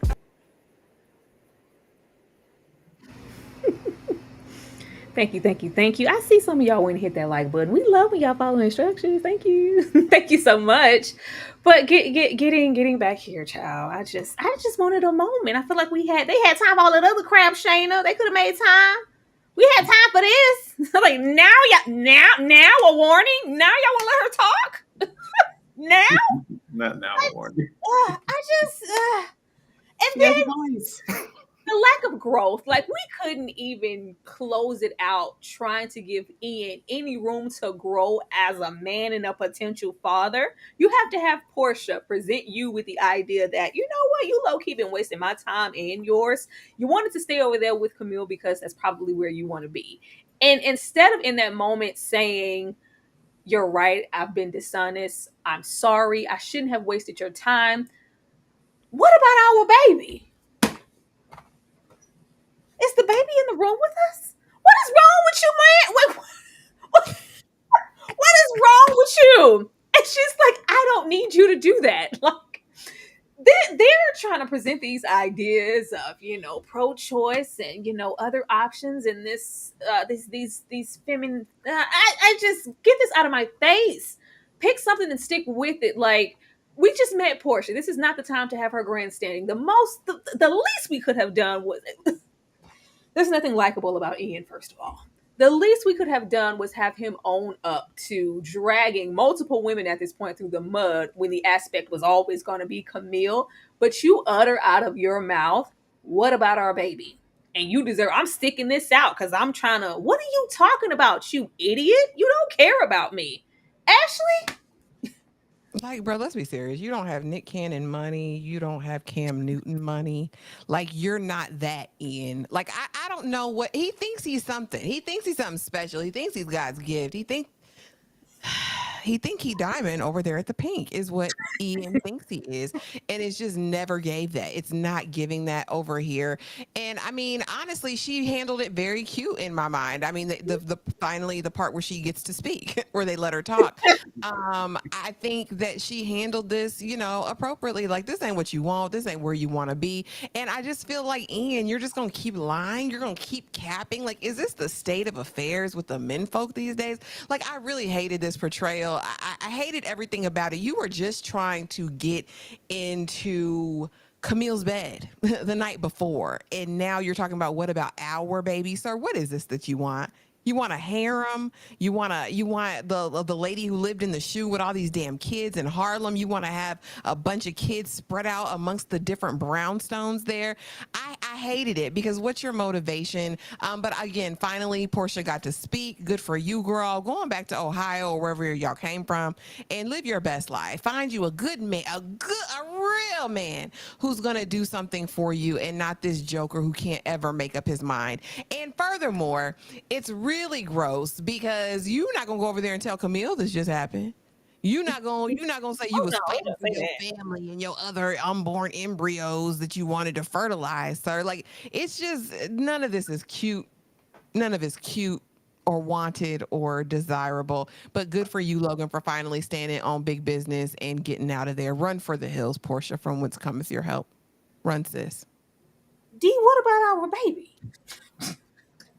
Honestly, like, it's obvious that the writers missed the prime opportunity here. I mean, for all of this, for the most part. But ultimately, I just feel like what we really needed to see was Ian recognizing that he couldn't be devoted to one woman, get hooked up with Seth. And then we have Porsha and we have Camille and we have Quinn, and we just have one big compound of mess and foolishness and babies. But we're going to be paid and we're going to be taken care of. There we go. Everybody lives happily ever after. It was simple. I would have actually been here for that. I would have been shocked and awe. Like, oh, that's the last thing I expected. I would have been here for that. Back to the themes of Polly. It's interesting. It's not predictable. Shaina, what about our baby? And I ain't mean to hurt you. I just did, though. I'm sorry. I actually do got a point. Does Ian still own that restaurant? We didn't hear nothing else about it. Like, all we saw was Porsha make a cake. Like, what is he doing in his day-to-day that he's able to try to have two babies at the same time? I don't know. This home, don't forget, this home is courtesy of the mother. This ain't even him. Right, he moving people in after 2 months. Like, this whole thing, like, why are you rushing every relationship that you're in? And everybody got to live in that brownstone but Camille until the end. Like, but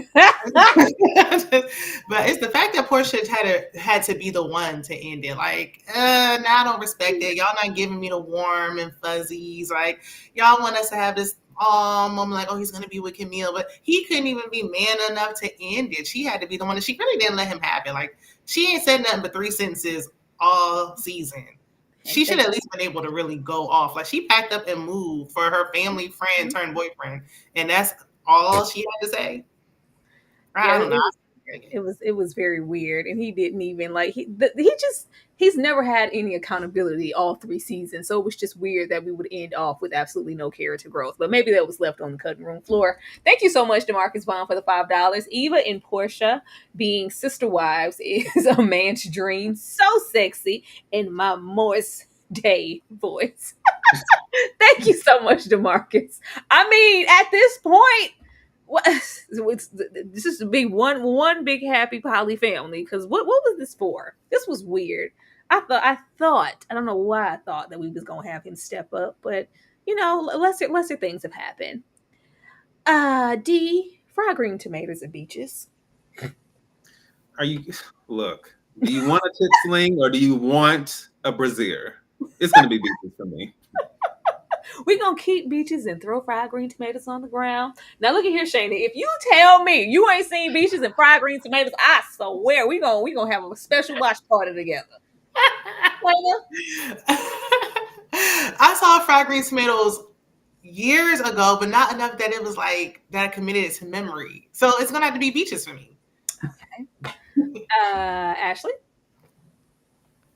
Okay, what we're never going to do is abandon the Whistle Stop Cafe. Okay, because we had a story within a story within a story in fried green tomatoes. I know them heifers over there in Beaches was friends for 100 years, and they went through everything and the unalike. I'm going over here at the Whistle Stop. I'm going to be over there with my little Bookie honey who lost her brother on the train tracks and grew up to be a tomboy and just, doing the Lord's work in this down south town. Beaches got to go. And I love you, the Divine Miss M, but it's fried green tomatoes for me. It just had more on it. It had more on it for me personally. I'm keeping fried green tomatoes. Kathy Bates and them folks is over there. I'm not playing with y'all. And Beaches just never was that girl for me. I never, even though I didn't appreciate how they had Cicely Tyson over there acting like a freed slave. I don't know. I just didn't. I didn't. They were for the blacks, but also just protect Cicely at all times. I'm gonna go. I gotta stick with fried green tomatoes, and Beaches gotta get out of here. I just let it be understood. I can't. It was cute or whatever. Take care of them. Mm-hmm. Even that little remake, they're gonna start remaking these movies. All these speeches and freaking Steel Magnolias. Just leave it alone. Oh Lord, the Flossie. I don't have anything for this. All I got to say is I got drugs in my booty. D, were you here for this? Because this was such a grand moment for Angie, and you have this final moment, because we hadn't really had a moment of friendship between her and Quinn, so they wanted to make sure they closed that door. And the fact, that's how I was like, we already knew this little marriage wasn't gonna make it down the aisle, but the fact, it wasn't your husband that came in here, it was Quinn. It was Quinn, and it's just all of this, you Angela mother. I say, you gonna keep revisiting pissing me off, Grace. You pissing me off. I said not to do that. But yeah, we giving standing ovations for the Flossie Posse and giving words of encouragement to Angie. D. Um, I, I'm not I'm not mad at words of encouragement. As far as everything else, I would say it's very difficult. I know this is bad, but it's very difficult for me to really get around the fact that I'm supposed to believe that a girls trip musical, which would most likely be on the Chitlet circuit somewhere, Mhm. would actually be on Broadway. I had to kind of like wrap my mind around that piece of it. Like the places where you bring your own drink in and everything, like that's what this was given to me, And I've been to Broadway, so maybe it's just I'm used to something different. But I wasn't mad at Angie, getting the chance to sing and getting her, being a star. But it's weird to me that we present the idea, another wasted opportunity, but we present the idea of whether Angie is a caricature or whether she wants to be presented that way or, perceived that way, blah, blah, blah, blah, blah. And we still lean into something that is kind of representing all that. And so I don't know. It's to me, I was conflicted about it. I was just like, yes, and then even Shaniqua as, a singer, actress, whatever, that was cool kind of within the Broadway musical or stage production. But I didn't know what I was supposed to walk away from it with. Well, Honestly, it was I this. got the We, unit. we, we, we just needed to. We just were easing up to get here. I didn't. I didn't care. Nobody puts baby in the corner. This energy. It was for us to get here and for Angie to walk in her purpose. Did you care at all about her choosing her career and leaving Mike? It was for us to get here. We was flossy passing and living in our purpose. And this is my purpose. This is my life, Mike. And I've sacrificed. Remember that one time when I was like, get this out of my face. We knew this was coming. The quicker we could have got here, the better. We did not have to bring Malcolm. So Malcolm, what you doing here? Malcolm, why is she here, Ike? Why are you here talking about Idris Elba? Shaina, were you here for any of the Flossy Posse? And don't ever call me baby girl in front of a director. I don't want to seem like a hater or anything, stomping on nobody's dreams. Maybe me and D a little bougie because it's something about the pharmaceuticals in the booty. Like I just didn't like it either. Like can we just cut that part out? We saw it 2 times. We already had to see the Get Out Broadway version last year. Why? But I mean, after we suffered through, and that just took up so much time. Like, dang, Porsha could have had more time to really get that off. But instead, we had to really sit here and watch A long time. A this. long time. This was just as long as Quinn and Camille with them damn speeches at the baby shower. Do y'all know y'all got 30 minutes? I mean, it was. I'm glad she did. We knew she was gonna, of course, pick that movie. Like, who would turn down a movie with Idris Elba? It just when he said "baby girl," I was like, "Yeah." I'm surprised she ain't ended right then and there. I'm surprised she did all this, but again, she gave the black card back. You don't gotta give the ring back, girl. It's a gift. Like, take something with you. Don't leave empty-handed. Take something on your way out the door. I'm taking the ring with me, and I'm just cutting it off. Just gave her the ultimatum right there. If you don't, but I was like, that's just that decision. Oh, yeah, I don't give a damn what wedding plans we had. The marriage, whatever was that day. I'm trying to take this role. We can move it. I was like, well, it's not I just didn't like what they did with Mike here. He already was Jermaine Jackson. Now y'all dismissing the man. Look at his shifty eyes. Ashley, I got drugs in my booty. I hated it. I hated it. I hated it when we watched it the first time. I hated when I watched it the second time. I hated it in auditions. I hate when she got up there on the stage and did it. It was gross. I didn't like anything about it. And I ain't never seen the Real Girls Trip. So I don't even have a basis of comparison for this, except it just gives into every, It's Tiffany what people Haddish, think of baby. us. The basis is Tiffany Haddish. Yeah, and That's I can't do her. I'm not a And that was fan. her best role. Oh, the basis uh-uh. is Tiffany Haddish, on a plane with friends, sneaking. Yeah. I got drugs in my booty. Get That was somebody it. else to do it. I don't like. Get somebody I else don't. to do it. It would never be a show I would see. It would never be that. It would never draw critical acclaim in my book. It wouldn't warrant playing opposite Idris. It would never give that. I Either mean, Idris, right? It wouldn't give either playing one, either. child. I was Mm-mm. here for the Get Out play. I would rather had been over there than here. I With actually liked it too. I Me like too. Definitely. I could get behind that one more than I could drugs the in the booty. I could, yeah. all right. We have Camille going to labor in Harlem Parks Walker. I was like, what? Harlem Parks Walker? Is that a sentence or a name? I don't know. The baby's here. Camille gives birth to a 2-month-old baby. Um, and it's a moment. The mother's here. I'm not gonna stay here. I'm sorry. I really didn't give a damn about Camille giving birth to nothing. It was a beautiful baby. That's all I can say. I was like, whose newborn is that? Whose goddamn white baby is that? Ain't no newborn. But I just anybody want to share on Camille giving birth? I was gonna skip it. I'm I just didn't trying to care. say the name. The name. Is it Oh, after Gordon go ahead. Parks and Alice Walker? Is that where she got the two, or the last name is his last name? Or Yeah, it's is his that last name and hers. I think isn't her last name Parks? Camille Parks, isn't it? Is it not? Oh, child, don't give me the line. I don't know that heifer's last name. Oh, I don't Okay. know. Yeah. I don't know. I wouldn't let that lady hold my baby though. I wouldn't have let her. I don't know her mental condition or capacity to hold that baby. I wouldn't. I wouldn't. I was gonna leave that on the I'm ground because done. I was like, oh, girl, where you came from? Go wash your hands. Yeah, you can't hold put this that put baby. this put this blanket over your shoulder because where you been at making I crap. do hate that the baby was like old enough to walk. Like we can get a newborn, but we can't get a younger child. Like the baby was like trying to walk out of her arms, and I'm like, Oh, last little one has to go here. Ashley, I'm gonna start with you first because I already know one of these has to go. Ashley, which one is getting out of your face? Because I got drugs in my booty. Yeah, you already know. Just because you said that girls trip gotta go, I didn't mind bridesmaids and sisterhood traveling pants. That's a part of my lore as well. America Ferrera's over there. Before she was America Ferrera, you know. Yeah, girls trip can go. I don't like that, and I'm not a Tiffany Haddish fan at all. So for that reason, get it out of there.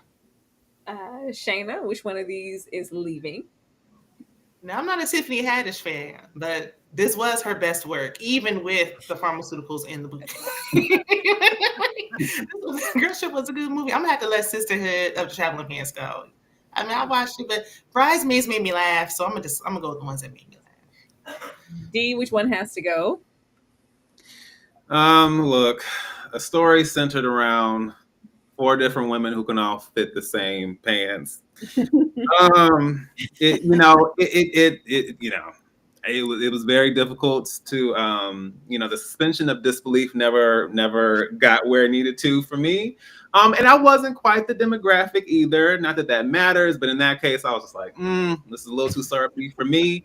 And since it also, no one knew it at the time, but since it also stars our plantation queen Blake Lively, it can Oh easily go. God, she is over there. I forgot. Damn it. She is over there. However, I need Sisterhood of the Traveling Pants Part 1 and 2. So Girls Trip got to go. Not Girls Trip, Bridesmaid has to go. I don't remember Bridesmaids for some reason. I don't think I got into it as heavy as everybody else did. I have no idea what happened. I really don't. I'm sorry. Bridesmaids can go. I don't remember. All I remember is that lady pooping in the sink. And I don't know. I don't have nothing closing this out, y'all. I'm just what was D? I don't care. What was this? Um, like I said before, Winston ended up getting with the men's, and Ty's gonna find another woman. I just like what the way Ty sat and told this woman, you're the only other woman who's dealt with all my traumatic quirks and my ongoing offset trauma that causes me to lash out and took it in stride, and you're the only person I've ever even thought about giving my grandma's ring to on a whim. So yeah, we trying to get married. We ain't got to get married, this year, next year, the one. But will you marry me? I was like, what? And she's like, hell yeah. I was like, what? But yeah, you gotta go and get gone down and get your little stuff with your family. Yeah, that's a requirement. Can you come with me? I was like, what is this? I didn't like this. I was already over it when Robin Givens was like, "And Ty, you better not f this up." Like, really? Then I'm thinking like, okay, it's gonna be some grand thing, but I guess they thought they were pulling at our heartstrings with the grandma's ring. I particularly don't like used ring. Don't give me grandma's ring. Yeah, it's a nice gesture, but I just felt like it was just lazy. It was cheap. It was like a cheap way to just like. I don't want grandma's old band, and you try to make it all sentimental, but you ain't talked to your family in the last decades. You don't care about grandma like that. Girl, at least you can get my size and really try to go out and get something that I want, if nothing else. Like, and she's talking about, we don't got to be engaged. We can be engaged for however long, and we don't have to get married tomorrow. Are you intentional or not? Do you really want to get married? Yes or no? No. It's giving shut up ring with grandma's ring. This is a fake grand gesture, just like her coming to the door saying, I love you. Ashley, there's a promise of maybe, it wasn't even therapy. It was just a promise that I was going to make my way to Georgia and see my family. Ashley. Girl, you know I don't care. I feel like this is a disaster waiting to happen. I feel like it was very over the top and unrealistic. Ty ain't ready to be nobody wife. Like I said, I think this was terrible. I think it was a waste. I think it was just to wrap up the season. Like, how can we just put a bow on this? You know what I mean? And let the people know that these two are going to try to be together. This marriage ain't gonna happen in real life. I mean, even in the show, real life. I was over it before it began. Ty, we don't believe you. You're still toxic, sis. I just don't understand why it's so unrealistic and why did we feel the need that everybody needed to end off here with the potential of a partner. We have Quinn step into her independence and I was like, welcome to the sisterhood. What is this cult? Um Step into her independence and I'm just going down the path of a sperm donor. But yet we still have to backtrack and take what independence and decision making she was making for herself and end off with the aspect that she probably has the potential partner in this lady that disrespected her and left her by the wayside without a problem. I was like, what? Where y'all dig her up from? Why dig her up now? Ashley? Yeah, I I don't care. Like I said, I just feel like they mailed it in. I feel like this was the last thing that Quinn ever needed to be dealing with or approaching. I hated the re-entry of the senator or whoever she was. Quinn, worry about yourself. Like, this heifer left you. You gave her that coot nanny, got hooked, and that lady said, all right, deuces, Quinn. Like, there's nothing Clingy. I here got for me. I just feel like it's more Quinn being Quinn. I mean, and maybe that was their point, that some people never become fully like self-aware or actualized, but I wasn't here for any of it. Hated it. Shayna, are you here for Quinn being a part of the sisterhood? I've never seen so many people need sperm donors in one series in my life. In like 2 episodes. Like, what? Everybody in town needs a sperm donor? What's going on? I know they can pull a little rough, but and then it's like, what is the ex-girlfriend doing there? Like, what are y'all about to do? Who's gonna be the one? I didn't like it, and I never liked Quinn with her anyway because it just felt like something to do. It didn't. I wasn't moved. Their storyline never gave authentic, and now she's back here again. Like, Quinn just couldn't have a happy ending. Like, y'all just gonna keep having her going through turmoil and just matter of fact, let her be a single mom so she can put her energy and focus on something else instead of worrying about partnership. She can focus on the child. Dee, were you here for them bringing back the senator with the energy of it was always you? You know, if all else fails, just enter the Kitty Cat Chronicles. It's an easy way out. I'm this was like this was the equivalent of an email. It's just like we couldn't do anything else, so it's just like, you know what? Hey, let's go back down that remember that and I still am not sure because we never made it clear, but I don't know if this is a phase. I don't know if it's actually part of our identity, but you know what? Don't have any other options. Let's just go with this because apparently writers feel that being single, satisfied, independent, and working on yourself, a la me, is not a reality for anybody. So I shouldn't be surprised. Definitely didn't understand this. This was far fetched. Just like don't bring this lady here, unless she was gonna have Queen tell her to get the hell out of her face. But we end here, y'all. They put somebody put some tear gas under Tyler's eyes, and he cried and said it was always you, Megan. It was always you, and you can come on down to the brownstone. Portia and moved out. She packed her stuff after she confronted me about myself. It was always you. Thought I was doing a better job of hiding my affection for you, but clearly I wasn't because she saw through it, and I was just playing on her time and yours and everybody else. We done drove through the mud. Go on, pack your stuff, bring this 3-month-old baby, and come on down to the brownstone, and we gonna live a happy life. You down? She's like, yes, I love you too. Yes, Ian. I said, what the hell? D. I'm just gonna sum it up with my age-old classic. Sing it with me. Ooh, struggle love, do. It sends chills up my spine every time I see it on my TV. That really sums it up. I'm tired. I'm over it. Fine, sure, why not? Yeah, Period. y'all check Sing the it. Yeah, song, honey. y'all Miss D had found that note and did. Shayna, it was always you. I don't care. I don't even know why I played on your top. It was always you, Camille. If y'all didn't know, I think we all hate struggle, toxic love. Y'all, I call Love and Basketball a horror movie, and this is a horror episode. Like, what is this? You can possibly get more unromantic? He didn't even give her flowers in the hospital. He got her that van she didn't want, and I too hate a van. Like, I mean, we can't get an SUV, and now this. Portia moved out. She kicked me to the curb, so you can just move into Brownstone because I just don't want to be in there by myself.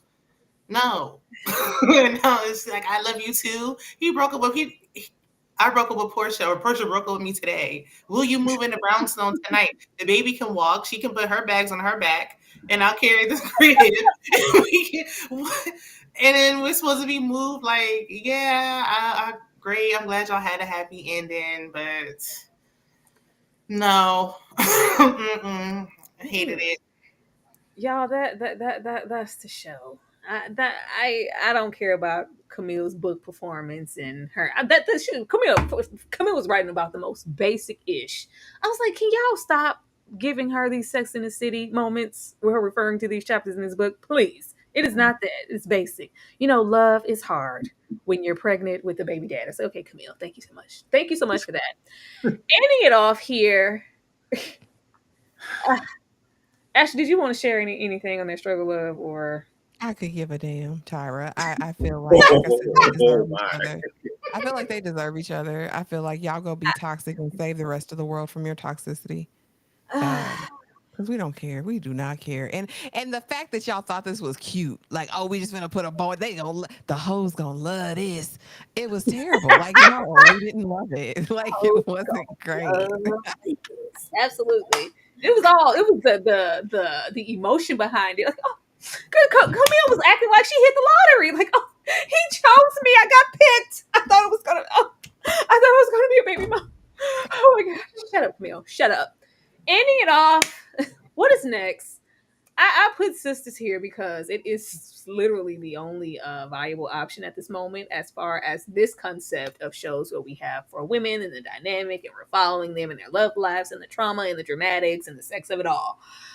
Ashley, what's next for this? What do you want to see? Because we're going to have another show soon with this dynamic, but what do you want from it? Because I don't want this again, unfortunately. I don't. I want us to dig deep, and I don't want us if it's for women, right? And I'm assuming based on just the Black premise women. and this trope, right? I would like it to be beneath the surface, and I would love it if it's not centered around men and proximity to men, as in terms of as a form of like validation. I would like to see something with a unique friend group that are diverse, and that, like I said, that shows us what real friendship looks like. And like I said, the men folk, we like to see them, but I don't like when their lives are completely centered around them. I don't want to see all the toxicity. Like, I get it, there's going to be toxic moments. But honestly, what I would really like to see, if we do have a love element, a real love, a true love, like Mary J. Blige said. You know what I mean? That in the what's the 411. That's what I want from the next one. Just a diverse friend group who love each other that we can see. And it's just not centered around a man. That's give me that. Give me that. We'll be cooking. Give me a piece of that and we'll be cooking. Shaina, what do you want from these shows? I agree with Ashley. The same. I want us to really focus on the friendship aspect, or I don't know why it's always a group of four when there's only really like two friends that are actually friends in the group of four. Like it's never four of them don't even like each other. There's only like two and two. I don't know, but somebody can be single.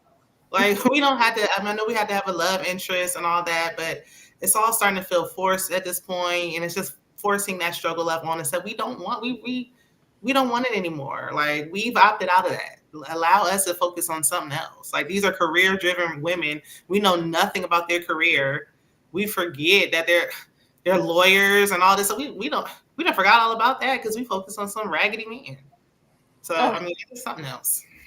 I will say Run the World seemed like it was going to have, especially that first season, that it was going to be a viable option to have for women kind of still explore love lives and men and stuff, but it seemed like it was going to have a different direction. We threw that away that second season, though. D, what do you want from these shows? Well, going off of what I've heard, especially from Shayna, I want a show that doesn't have a main character that is pregnant for 11 seasons because I don't understand that. Just please. Wait. So what's her name? Karen. She's still pregnant. She's still pregnant. Yes. Are you serious? I actually just had to recently let sisters go as well. Are you serious? How is somebody pregnant for like 10 seasons? But Tyler Perry is insane.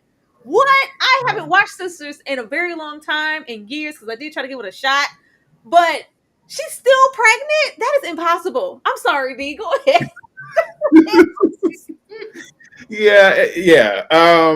I think so we gotta find a way to get beyond that. But I feel like if we're going to have some because it's hard, I understand it's hard to reinvent the wheel, but I feel like there are ways to do it. It's just about what you focus on in the lens with which you explore like friendship or single. Like there's so many ways to do it. And I'll say this, if there must be drama, I just got finished watching the episode where Darnell finds out about Maya getting it in with Stan after, forever. And just like the way that blew up, then fine. Let it be compelling drama that has you like, what? I still remember being in high school watching that. And I was destroyed. House, Maya.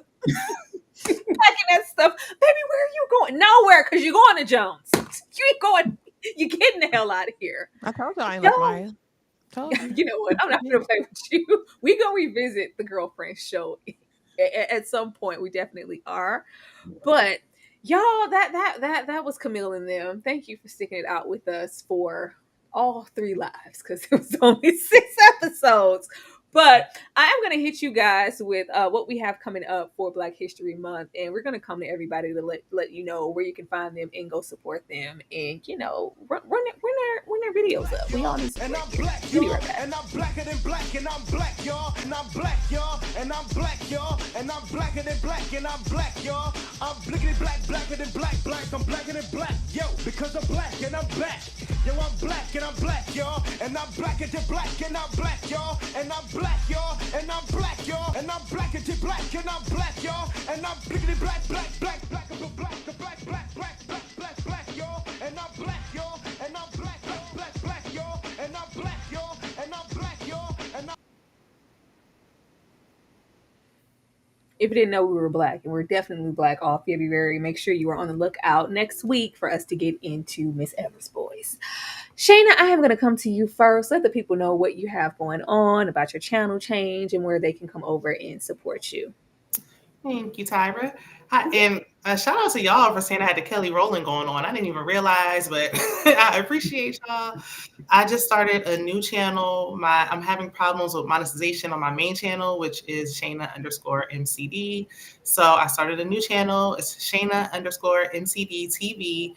I'm trying to work on getting my main channel and my new channel monetized. So definitely subscribe to both. I'm doing lives on both. I'm doing reviews on both. I'll be doing Ready to Love tonight, as well as trying to figure out some scripted shows, as well as some other content. So check out both. I'll be posting on my community tab for both channels. Thank you so much, Shaina. Y'all be sure to go over there and support her. Changing channels is not an easy thing. So we start a new one? Hell no. D, What do you have going on over there? Hey everyone, this is the Movie Man, fellow cinephile, popcorn addict, and emerging film critic, coming to you with reliable recaps, reviews, and reactions. That sums up just what I do generally over on my channel. I love discussing films, trailers, all things related to cinema, and the occasional television show. Currently, I am making my way through The Traitors Season 3, which has been a hot mess for all the right reasons, and maybe some that are not so right. But yes, I'm currently making my way through that, recapping that. I also just dropped a trailer reaction for Sinners, which will not have footage because YouTube was playing games, but feel free to check that out as well. And I also plan on dropping a couple of things, and stay tuned for some things involving Black history in its own way. I won't give all the details out, but there'll be some things coming out very, very soon. And I will also have some Sundance recaps and coverage coming as well. I would love to have you. I greatly appreciate the support. And yeah, we can go from there. Thank you so much, D. As far as Ashley and myself are concerned, we about to go over to a live. Immediately following this one, we will have a live reaction of the latest season of Ready to Love. Come on over. I have never watched Ready to Love in my life, so I'm embracing whatever is about to come my way. Ashley, Lord, okay. you and these couples, but be sure to join us momentarily for that. And I'm going to take you guys out of here with this Harlem intro, and thank you guys for having us and entertaining us. Be sure to go support Shaina and Dee and Ashley and everything that they do. Y'all have a good night, but come over, come back, like Craig said, go over there to the next live. Bye. Question, tell me what you need about me. I buy my own diamonds and I buy my own rings. Only ring your celly when I'm feeling lonely. When it's all over, please get up and leave. Question, tell me how you feel about this. Try to control me, boy, you get dismissed.